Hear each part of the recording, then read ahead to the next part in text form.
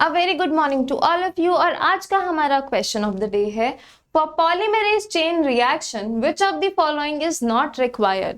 Tag polymerase, di deoxy nucleoside, dNTP या magnesium. So basically polymerase chain reaction आपको पता है एक डायग्नोस्टिक टूल है, पॉलीमरेज चेन रिएक्शन पीसीआर। और इस डायग्नोस्टिक टूल में हम छोटे से अमाउंट ऑफ डीएनए को एम्पलीफाई करके ये देख सकते हैं कि उस डीएनए की क्या क्वालिटी है। तो इस पीसीआर, इस पॉलीमरेज चेन रिएक्शन के कुछ स्टेप्स होते हैं और आज हमारा क्वेश्चन उन्हीं स्टेप्स में से है। क्वेश्चन में पूछा गया है कि इन 4 ऑप्शंस में से ऐसी क्या चीज है जो पीसीआर में काम नहीं आती है। तो चलिए हम एक डायग्राम के थ्रू इस पीसीआर को समझते हैं।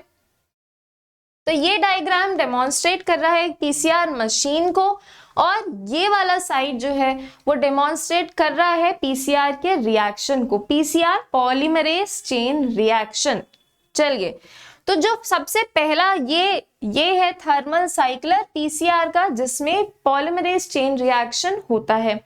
अब इस पॉलीमरेज चेन रिएक्शन में दिख ही रहा होगा कि हमको क्या क्या डालना होता है। डीएनए का सैंपल, जिस डीएनए को हमें एम्पलीफाई कराना है, बढ़ाना है अमाउंट में।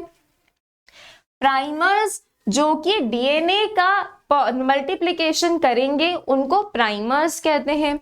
न्यूक्लियोटाइड, न्यूक्लियोटाइड आपको पता है न्यूक्लियोटाइड की 2 इंपॉर्टेंस है यहाँ पे। पहला तो डीएनए बनाएंगे, खूब सारे न्यूक्लियोटाइड जुड़ के डीएनए बनाएंगे, और दूसरा न्यूक्लियोटाइड एनर्जी प्रोवाइड करेंगे डीएनए के सिंथेसिस के लिए। फिर है टैग पॉलीमरेज। टैग पॉलीमरेज एक ऐसा एंजाइम है जो कि डीएनए को मल्टीप्लाई करेगा और अमाउंट में बढ़ाएगा। मिक्स बफर, ताकि पीएच मेंटेन रहे, और पीसीआर ट्यूब, इस ट्यूब में हम ये सब डाल के रिएक्शन कराएंगे। तो ये 6 चीजें रिक्वायरमेंट है।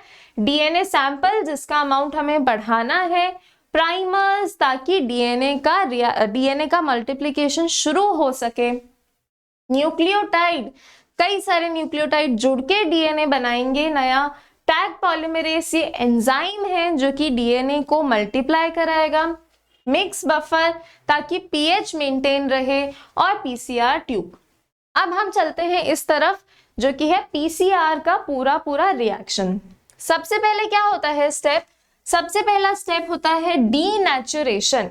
डीनेचुरेशन का मतलब होता है, आपको पता है ह्यूमंस में डबल स्ट्रैंडेड डीएनए होता है। ऐसा डीएनए होता है जो कि 2 स्ट्रैंड का होता है। तो जो डबल स्ट्रैंडेड डीएनए है उसको सबसे पहले तोड़ना होता है हमें, ताकि 2 अलग अलग स्ट्रैंड मिले, 2 अलग अलग टुकड़े मिले हमें, जिसपे हम बाकी का नया डीएनए बना सके। तो फर्स्ट स्टेप है हमारा डीनेचुरेशन, जो कि 95 डिग्री सेल्सियस पे होता है, जिससे हमें 2 अलग अलग स्ट्रैंड्स मिल जाते हैं। दूसरा स्टेप है अनीलिंग। अनीलिंग का मतलब होता है इन प्राइमर्स को डीएनए के स्ट्रैंड्स पे जोड़ देना, ताकि जो है वो मल्टीप्लिकेशन का रिएक्शन शुरू हो पाए।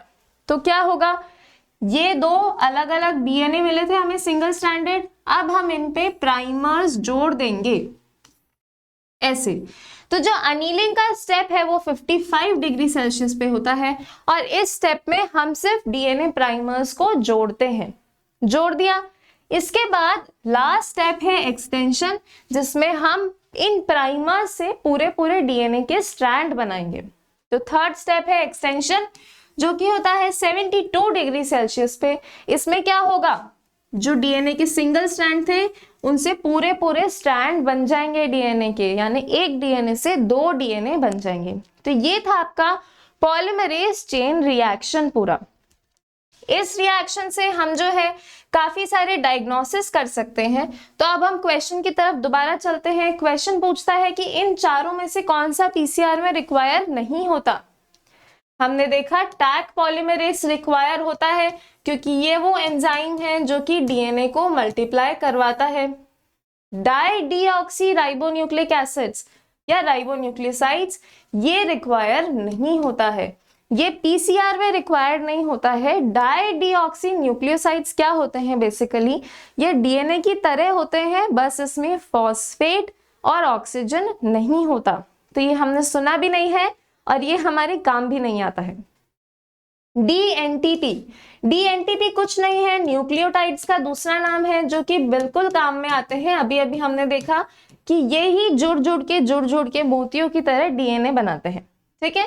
और मैग्नीशियम, मैग्नीशियम एक ऐसा आयन है जो कि टैग डीएनए पॉलीमरेज के काम के लिए बहुत इंपॉर्टेंट है। तो अगर हम इस क्वेश्चन को दोबारा से देखें और पूरा पीसीआर का जो आपने समझा अभी सॉल्यूशन उसे देखें, तो ऑप्शन नंबर बी, डाइडिऑक्सी न्यूक्लियोसाइड्स कभी भी काम में नहीं आते हैं पीसीआर में। तो इस क्वेश्चन की हेल्प से आप लोगों ने पूरा पीसीआर का प्रोसीजर समझा, जो कि एक डायग्नोस्टिक टूल है और इससे कई बार क्वेश्चंस आते हैं। तो आई होप आपको पूरा प्रोसीजर समझ आया होगा, और अगर अब इससे कोई क्वेश्चन आएगा तो आप बहुत अच्छे से सॉल्व कर लेंगे। Thank you.